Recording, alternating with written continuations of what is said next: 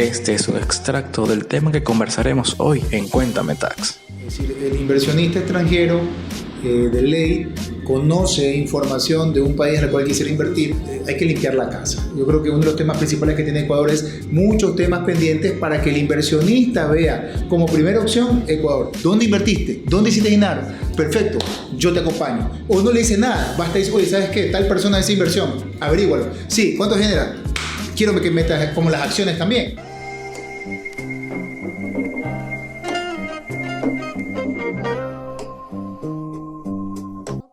Hola, ¿cómo están? Muchas gracias una vez más por estar aquí en Cuéntame Tax. Estamos aquí para tratar un nuevo tema y como obviamente tenemos un nuevo invitado también. El tema que vamos a tratar el día de hoy es el de nearshoring y la falta de inversión en el Ecuador. Como ustedes saben que es un tema económico, algo más relacionado con inversión, economía, entonces hemos traído a alguien de nuestro equipo que conoce todos estos temas, pero que no había venido aquí a Cuéntame Tax.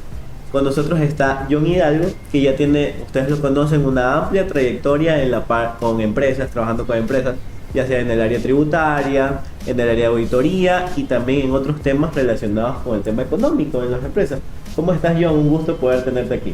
Gracias, Diego, por la invitación. Sé que este es un espacio especial dedicado a los temas económicos financieros. Es chévere participar y ver temas interesantes, más aún que el nearshoring es algo que lo maneja compañías internacionales, países a nivel desarrollado, y creo que es un tema interesante tomarlo en consideración en el caso de opciones o darlo en Ecuador, pues, ¿no? Claro, y que igual un poco también toca a empresas con las que tú has tratado, que son multinacionales normalmente y que están ubicadas aquí en Ecuador, porque tienen sus fábricas o empresas relacionadas por fuera. Y que también trata temas ciertamente tributarios cuando hablamos de empresas relacionadas. Claro, no, sí, está involucrado mucho la parte fiscal en el sentido de las transacciones transnacionales o internacionales que podrían tener efecto, pero efectivamente es un tema interesante, nuevo por Ecuador. Se han escuchado otros términos, pero creo que a medida que vayamos desarrollando lo vamos analizando. Claro, solo para darte un poquito de puntualización en ciertas cosas, te voy a dar ciertos datos, por ejemplo, relacionados a esto. La historia de la inversión extranjera en el Ecuador, te doy un dato, desde el 2000 hasta el 2022, nunca hemos pasado de los 1.600 millones de dólares anuales en inversión extranjera, siendo los años en donde más inversión hay son 2007, 8, 9, 10, 2015, 18 y 2020, siendo un año de COVID. Más o menos interesante eso. Tiene cierta explicación porque ese año se invirtió en temas mineros, pero si tú te das cuenta, todos han sido inversiones digamos así bajas, por así decirlo, teniendo también los peores años en la época en 2006, 2007, que se vinieron también temas de cambios políticos, 2009 y 2010 que están relacionados con ciertas crisis económicas. Y la del 2000 fue la época de la dolarización. Me imagino que por el tema de la dolarización hubo algún problema, entonces se generó ahí una más de inversión, una desinversión. Entonces, ese es solo hablándote de inversión extranjera. Y en el año 2022, los sectores que más han tenido inversión, justo con un 37%, es el de minas y canteras, que está relacionado con petróleo y minerales, que es lo que ahorita está en un boom también. Le siguen servicios y manufactura también con un 15 y un 16%, y no faltará más también comercio, que es también una parte importante de nuestra economía. Los 4 sectores que más tienen, pero por encima de todo, están minas y canteras. Entonces, teniendo un poquito de esa idea y viendo también, hablándote de nearshoring. Nearshoring es algo que es totalmente nuevo. Se dio por el tema del COVID también. Es una idea de traer las industrias o traer la producción de X producto más cercano a la demanda. O sea, digamos, si mi mercado objetivo, que es muy grande, sería Brasil, Estados Unidos, entonces tengo que traer, si mi fábrica está en China, la voy a traer aquí a América Latina. Puede ser en Brasil o en otro lugar, pero cerca de donde está la demanda. Es la ubicación geográfica donde más se mueve. Claro, donde más se mueve, donde está justamente ese producto ahí. Ya, entonces es atraer, porque normalmente se había hecho desde el 2000 o años mucho atrás, es sacar la fábrica y llevarla a lugares como China, que tenían una obra de mano más barata, bajaba costos, la rentabilidad subía, y era un poco la idea que tenían, digamos, las fábricas o las empresas multinacionales. Ahí te doy un dato, dos compañías fuertes que habían aquí, sorry si digo marcas porque es necesario aclarar cuáles son. Colgate Palmolive hizo eso cuando en el año 2000 hizo, no nearshoring, pero sí hizo lo que es mover offshore, movió un negocio productivo a Colombia y Perú para que la una haga manufacture y que acá simplemente sus distribuidores, que no era la misma marca, sino sus distribuidores que colocaban el producto, digamos, hacia tiendas y supermercados, reciban el producto terminado. Entonces, hay una historia, no es igual que el nearshoring, pero sí muy parecida en el sentido de que yo, en este caso, buscaba una ubicación geográfica donde el costo operativo era menor, en este caso, irme con un ejemplo con pesos colombianos o soles, o en este caso México, o en el caso de Perú, usando su moneda, donde su devaluación permitía jugar con mi moneda dólar fuerte. Entonces allá se producía y acá únicamente se adquiría o se transfería a través de exportaciones el producto para el mercado ecuatoriano. O también porque quizás había algún beneficio tributario que hubiera en Colombia y en Perú en ese tiempo, que quizás aquí no lo había, por algún motivo, y quizás, o temas también, un beneficio laboral para el tema del tratamiento esto laboral. guarda mucho relación, digo, lo que tú decías, los beneficios, los convenios internacionales que pueden haber, o convenios para evitar la imposición, o mecanismos de comercio que en este caso Colombia y Perú tienen. Un ejemplo, Perú tiene 30 convenios internacionales, es decir, claro, nosotros estamos exactamente a la tercera parte de lo que ellos tienen, y eso hace que sea mucho más dinámico el comercio en ese tipo de país, ¿no? Entonces yo creo que por ahí también va la factibilidad, ¿no? que esos países lo permiten. Y por ejemplo, me nace una pregunta en este sentido, ya habiéndote dado un poquito de las cifras iniciales de cómo ha sido la inversión en el Ecuador y cuáles son los sectores que veíamos que eran industrias, comercio, pero sobre todo con un 37% el tema de minas y canteras. ¿Tú crees, ya habiendo también quedado claro que es el nearshoring, tú crees que Ecuador se pueda beneficiar del nearshoring o no se pueda beneficiar del nearshoring? Teniendo en cuenta también que ya la ley, en este momento cuando estamos grabando, la ley de zonas francas o la ley de inversión ya fue digamos, no derogada, pero no aceptada por la Corte Constitucional para que esté vigente. Entonces, ¿cómo podemos aprovechar, o tú crees que se puede aprovechar, teniendo en cuenta que Ecuador no ha sido un país que ha recibido inversiones extranjeras? O sea, si vemos el historial, no ha sido así. Bueno, un gran ejemplo es esto, ¿no? Es decir, el inversionista extranjero de ley conoce información de un país en el cual quisiera invertir, lo primero que se da cuenta con la noticia que se da es que Ecuador no da viabilidad a los tipos de inversiones. Entonces Ecuador sí quedaría un poco muy retrasado al aplicar esta norma, a menos que la política de gobierno de turno permita abrir temas de inversión extranjera a través de zonas francas, que es uno de los temas que sí le ha funcionado.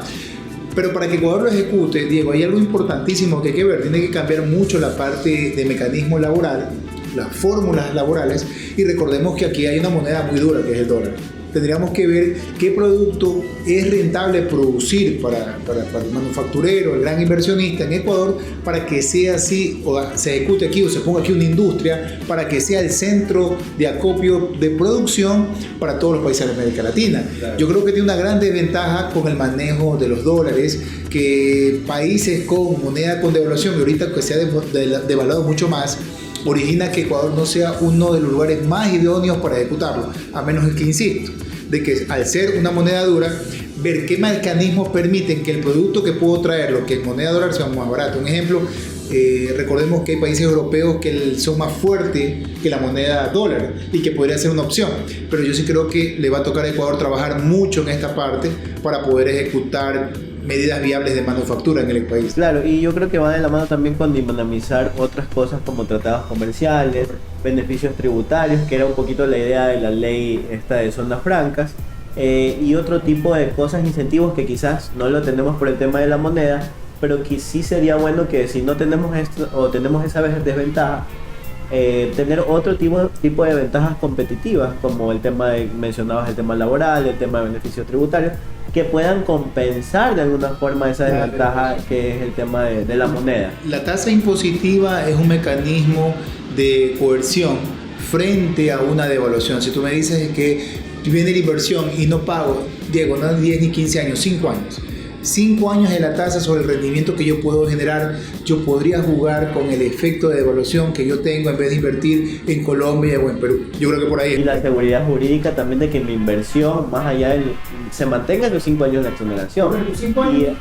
Y aparte que la inversión mañana no me vaya a decir, no, es que te quito la fábrica porque justo la necesitaba. Eso también es algo que sí como que afecta bastante a decir, bueno, voy a invertir aquí o no lo voy a hacer. Yo creo que este programa, más de sumar el proceso de inversión, es un momento de reflexión, más aún por el momento político que estamos viviendo, ¿no?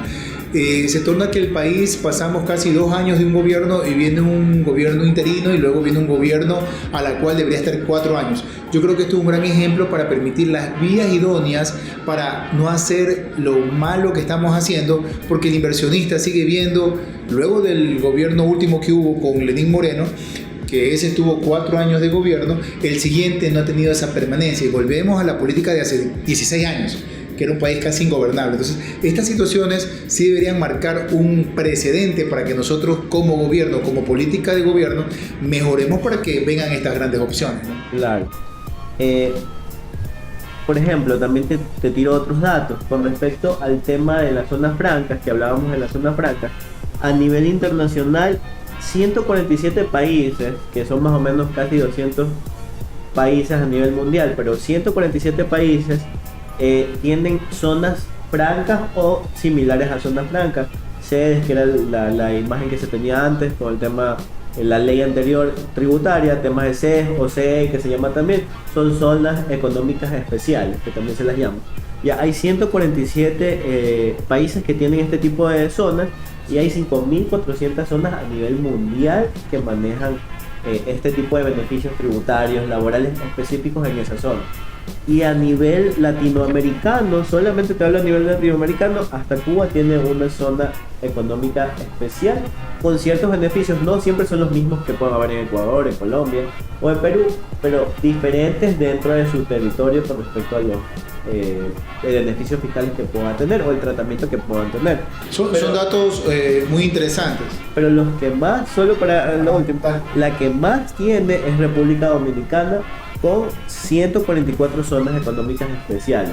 Le da, son 1.400 empresas que están ubicadas y da empleo a 165.000 personas actualmente. Esto a nivel al año 2022.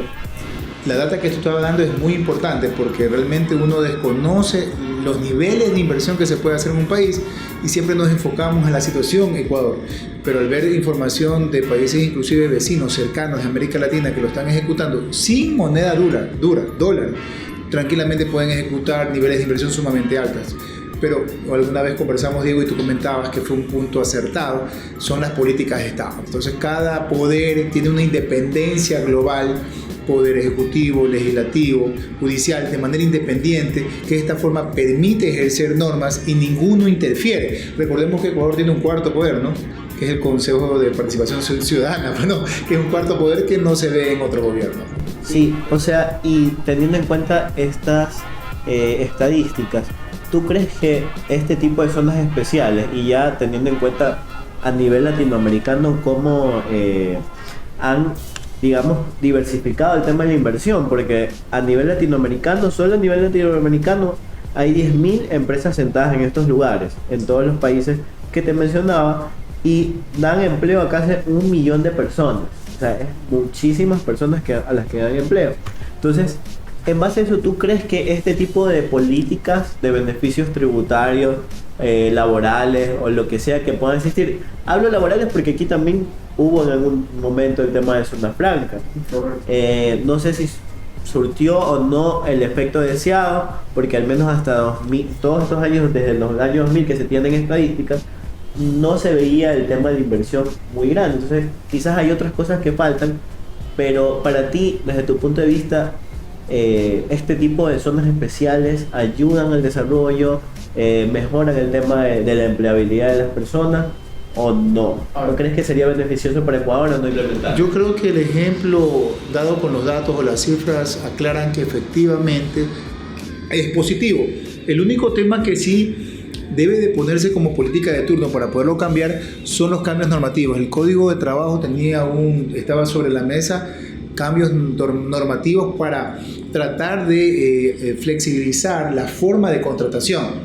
Entonces, si no ponemos cambios en el órgano de la manera de empleo, si no hacemos cambios en la fase tributaria, que hemos hecho muchas conjugaciones, y no exista claros indicios de un cambio efectivo de la manera de cómo yo voy a recibir la inversión, estamos un poco atrasados. Es decir, si lo positivo es 1000 veces, pero lastimosamente nosotros tenemos que empezar de cero los cambios dados, proponer. Yo creo que este tema o este punto que se está trayendo en este programa es muy interesante, pero hay que hacer cambios, hay que limpiar la casa. Yo creo que uno de los temas principales que tiene Ecuador es muchos temas pendientes para que el inversionista vea como primera opción Ecuador. Si tenemos una desventaja, perdón por decirlo así, Diego, el dólar, sí, porque es una moneda dura que no se devalúa. La tarea, como tú señalas o comentábamos acá, es de qué incentivos hago para que yo, por devaluación, no me vean como fuera de la opción. Es decir, claro, yo no tengo devaluación, muy bien, ¿qué otra opción puedo dar? El otro país tiene devaluación y impuesto a la renta cero. Tengo dos grandes ventajas. ¿Qué ventaja yo pongo para que Ecuador sea una opción frente a la demás región y proponer, si es offshore, en este caso que entren aquí los offshore o que sean aquí las nearshoring, sería una opción interesante, pero ¿qué deberíamos hacer? Mucho. Entre ellos principalmente la parte tributaria. Si Ecuador no agrega cambios reales, agregando lo que veamos como interesante, este decreto de ley de incentivos, yo creo que por ahí es el primer camino. No se aprobó. Imagínate el inversionista afuera que dice, bueno, una opción, ya no es la opción. Siempre, y he notado mucho de la gente que tiene empresas acá, lo que primero hacen es cuando ven una normativa buena, positiva, lo que hacen es llaman a los amigos de afuera. Oye, Ecuador cambió esta norma, invertamos en esto. Ecuador no tiene normas nuevas para poder invertir. Entonces yo creo que estas opciones son positivas siempre y cuando limpiemos la casa de adentro. Claro, entonces igual atendiendo también un poco lo que mencionabas, para ti el hecho de que no se haya aplicado la norma de la ley de inversiones y que no se le haya permitido aplicar, sí afecta también, digamos, a la inversión futura. Por supuesto, esto es real. Era algo que ya de alguna forma la gente, bueno, ¿será que se aplica? No, lo más seguro era que sí, que se iba a aplicar, y ahora sabes que no, ya no se aplica hasta que el nuevo gobierno entre y hay que ver qué política tiene. ¿Cómo actúa el inversionista extranjero? Por fórmulas. El inversionista local que tiene su riqueza en Ecuador invierte. Y en las reuniones internacionales que se dan en Miami, en New York, le dicen que estoy invirtiendo en esto. Ah, ¿en serio? ¿En dónde? La tasa impositiva es menos, estoy pagando menos en Perú, estoy pagando menos en Colombia. En Ecuador sí se puso esta normativa, puse yo una sede, estoy operando. Él copia esa opción, le pregunta, ¿o sabes que vamos a poner otra sede?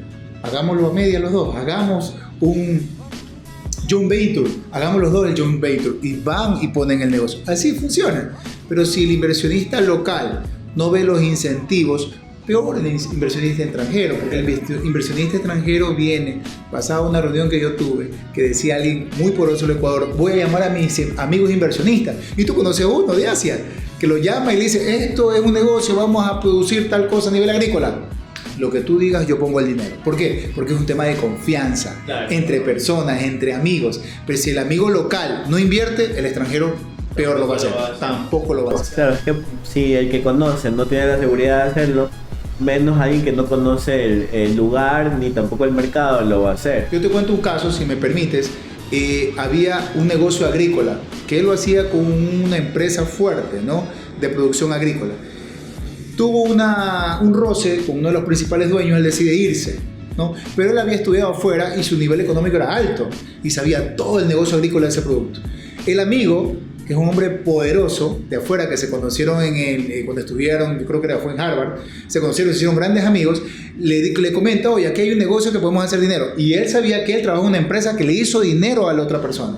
Él puso el dinero en conversación con él porque vio lo que hizo allá. Y este señor es fuerte aquí. Es decir, no es que ha sido únicamente producto de la relación con el local, sino que ya tiene relaciones del exterior con amigos y sabe lo que el señor sabe y hace a nivel de inversión. Puso el dinero en el negocio y ahorita son una de las compañías agrícolas entre el número de las 20 más fuertes del Ecuador. Claro que la otra está entre las 10 primeras, pero está entre la 11ª y la 20ª. Mira el camino, tiene apenas 6 años en el mercado. ¿Confió quién? Su amigo inversionista de afuera. Claro. Y eso sin saber cuánto esté ganando, no, simplemente con ver números. Ver números, le decía, tú salías de tal compañía, lo que tú dices, va a ver la información es pública, esta compañía ha crecido así, con la data que tú traes. Diego, ¿cómo estuvo el año? Tiene 60, 50 años en la compañía, le estuvo 15, 20 años allá, y ahorita él, como conoce su experiencia, le dice a su amigo, esto es un tema primero del inversionista local que invita al inversionista extranjero. Claro, sí, estoy de acuerdo. La verdad es que eso se da mucho, más o menos con el tema cuando le dices, mira, ¿dónde compraste esta camisa?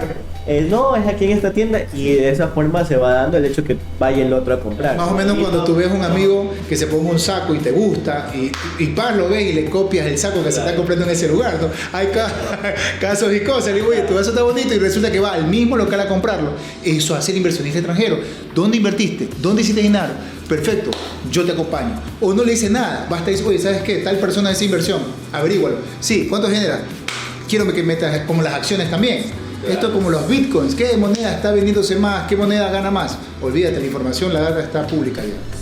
Con el tema del nearshoring, para seguirte dando solo un poquito más de data, se espera que el nearshoring agregaría 78.000 millones de exportaciones en América Latina y el Caribe, con 64.000 millones en lo que tiene que ver con inversión, solo inversión, o sea, nuevas empresas invirtiendo en América Latina, siendo los países que más van a traer esta inversión México con 35.000 millones de dólares, Brasil también con 7.000 millones de dólares, Argentina también con 3.000 millones de dólares y Colombia que tiene también 2.500 millones de dólares. O sea, más del 50% México, que es un país inmenso y que obviamente está al lado de otro país inmenso como es Estados Unidos y que va a traer mucha inversión relacionada con la inversión americana. ¿Nombraste Brasil también? Sí, Brasil, porque es un mercado también grande y que ahorita está atrayendo bastante inversión y está teniendo bastantes exportaciones a nivel mundial. México, Diego, por el hecho de que tiene como, no aliado, pero como principal consumidor, comprador de Estados Unidos. Está es un gigante al lado de otro. Es decir, es increíble también la operación que tiene. Ahora, yo te pregunto, Diego, un poco como para ir viendo lo que tú has visto con la data. Si Ecuador sería el centro principal de manufactura de una empresa china, ¿no? Ecuador estratégicamente y geográficamente, ¿tú crees que está bien ubicado en América Latina para que pueda distribuir el producto que se manufacture aquí por un productor chino? ¿Tú qué opinas? Más que la ubicación, depende muchísimo es de los tratados comerciales que haya. Porque de nada me sirve ubicar mi planta aquí si yo no le puedo de aquí vender eso a Estados Unidos, a Europa, etcétera. Entonces por eso van de la mano, como tú mencionabas. Para mí el tema de la moneda quizás no sea tan importante, porque si no tengo Venezuela, que la moneda no vale nada y me voy y me ubico ahí, pero no es la realidad. Sino más bien hay otros temas como los temas laborales que tú mencionabas, los temas fiscales que son importantes, el tema de la inversión, que el inversionista se sienta de que, ok, tú me dices que me vas a dar ese beneficio 5 años, 10 años, 15 años, y se va a quedar así venga quien venga, yo voy a tener ese beneficio los 15 años, y después de eso nadie me va a querer quitar la fábrica. Entonces eso es lo mínimo que espera el inversionista, de mi parecer. Entonces, y el tema de los tratados comerciales, porque también hay impuestos ahí. Cuando tú le vendes a alguien, por ejemplo, le vendo camarón a China, China puede tener trabas que son impositivas, que son los mismos impuestos a la importación que nosotros ponemos. Ya ellos también los pueden tener, y hay trabas que tienen que ver con la parte no digamos impositiva, sino sanitaria, que sí que necesitas esto de aquí, que no sé qué. Entonces ya no depende del impuesto, sino que ya tienen otras trabas que no tienen nada que ver impositivamente, ¿no? Yo te comentaba esto porque ahorita habría que, en estos momentos, con la firma del acuerdo comercial con China. Sí, hay varios acuerdos ahorita que están. Ahorita que ese de ahí se dio con ese monstruo ¿no? Que realmente mueve mucho. Esta figura sería idónea si se convence al gobierno chino o al interesado privado de China de que crear aquí una nearshoring sería algo muy interesante. Ahora, yo sé que el tratado es para importación y exportación. En este caso, el haber este tratado y crear esta figura y permita el mismo que esta figura se dé sería muy interesante para Ecuador. Ahora, lo que tocará pensar al inversionista tanto de aquí como de allá, porque es un beneficio que se puede dar de manera mutua, porque yo puedo hacer un joint venture Ecuador-China para producir algo en conjunto y yo conozco el mercado, tú conoces el producto y ver cómo geográficamente me expando, pero yo creo que sí es importante evaluar claramente cómo se puede ejecutar esto con los tratados internacionales. También un tratado con Estados Unidos que se llama IDEA, que se está desarrollando ahorita. Representantes de la Cámara Ecuatoriana están yendo para allá, americana, para analizar estos temas, que yo creo que sí es importante tenerlos claros cómo ejecutar. Ahora, de las grandes inversiones nacen de las grandes ideas, y esto más los acuerdos comerciales y lo que pueda hacer Ecuador limpiando la casa en la manera de manejar la economía sería una opción. Yo creo que el candidato a la presidencia tiene poquísimo tiempo, pero yo creo que sí ir poniendo en la mesa qué opciones puede tener Ecuador para cambiar un poco la forma de hacer o mover el aparato productivo. Claro, y que se beneficie lo más que pueda de las cosas que ya están, por ejemplo el tema de los tratados de libre comercio que se han cerrado, no solo con China, hay muchos tratados que se han cerrado y que se están prontos a cerrar, por ejemplo con Corea del Sur, con los mismos países como Canadá, hay otros muchos países, Costa Rica también. Costa Rica en este momento es un país que está trayendo mucha inversión que quizás para nosotros también es importante, que es tecnológica, ya que para producir temas tecnológicos, entonces está siendo matriz de lugares de base de datos como de Google, de Amazon, ya mencionadas marcas ya, entonces hay muchos, están siendo ahí data centers de estas dos empresas muy grandes que están saliendo, obviamente para poderle brindar los servicios en conjunto a todas las personas de América Latina y que están usando como base este lugar, o Panamá, que ya es un lugar ya conocido. Yo creo que la agencia nos va a llamar la atención de tantas marcas, pero la idea es también nombrar los efectos que se dan, me dice el productor, no pasa nada, los efectos que se dan en esto, pero lo más interesante es esa tendencia, ¿no? Amazon está abriendo fronteras, Diego, y yo creería que acá haya un espacio en el cual Amazon pueda desarrollar su tecnología o su enfoque comercial, que es una escuela para nosotros, sería interesante. Yo no descarto la posibilidad que Ecuador, así esté anciano yo, de aquí a unos 40 años, vea que estos cambios se ejecuten, porque realmente si la tecnología nos está llevando a esto, el COVID fue uno de los ejemplos para que esto funcione, y creo que la parte digital, que ya es algo, yo creo un poco más del pasado, la robótica que se viene, la manera como se está manejando la inteligencia artificial, nos va a permitir abrir mucho más fronteras, no solamente con el concepto de hacerlo, sino de ejecutarlo, que es la tarea que tiene Ecuador muy pendiente. Claro, es eso, un poquito la idea de este programa como tal de nearshoring era dar ideas adicionales y que también la gente supiera, bueno, me decían de la zona franca, me decían de traer inversión, qué es lo que se está haciendo afuera. Como vemos en los datos, hay muy buena cantidad de países que están aplicando el tema de las zonas francas o zonas económicas especiales, que es muy parecido, para traer inversiones, para exportar mucho más y para generar empleo, y que es algo que igual lo podemos tener en cuenta, lo debería tener en cuenta el próximo gobierno para poder implementarlo de la forma que crean mejor, porque puede ser que no sea el mismo proyecto, pero sí algo similar que se beneficie y que atraiga también a muchos inversores. Entonces un poco la idea que este espacio pueda dar a todas las personas que se informen un poco más y que puedan tener más de acuerdo a esas ideas para poderle exigir también a los gobernantes que hagan cambios relacionados a esto. Y yo creo que tiene que ser también, Diego, una moda, ¿no? Actualmente estamos en un proceso de elecciones que vienen en el mes de agosto, y creo que el nuevo representante o el presidente o el candidato que esté en la actualidad proponga esto, porque no hay un candidato que hable hasta el momento de inversión. Están hablando de seguridad, que es importante porque igual sí, también va de la mano. Así es, pero yo creo que el tema de inversión también es muy importante, porque el tema de que no hay liquidez, no hay trabajo, no hay opciones, ya las ideas actuales no son suficientes. El mercado fresco viene de las nuevas ideas con inversión y con la zona franca, con estableciendo exoneraciones reales y que efectivamente el SBI haga su labor, validando que efectivamente sean inversiones nuevas. El control existe, hay forma de controlar capitales nuevos. El capital nuevo no tiene que ser de Ecuador ni puede ser de afuera, se puede convalidar que el dinero viene de afuera. Diego, tú sabes que hay millón formas de convalidar que el dinero venga. Lo importante es que el gobierno y la política actual, de cualquier línea que sea, tenga claro que la única forma de salir adelante este país es con inversión. Y si el inversionista de afuera y el local le dice podemos hacer esto, ese capital que venga pueda generar mayor empleo, que es el problema que tenemos también.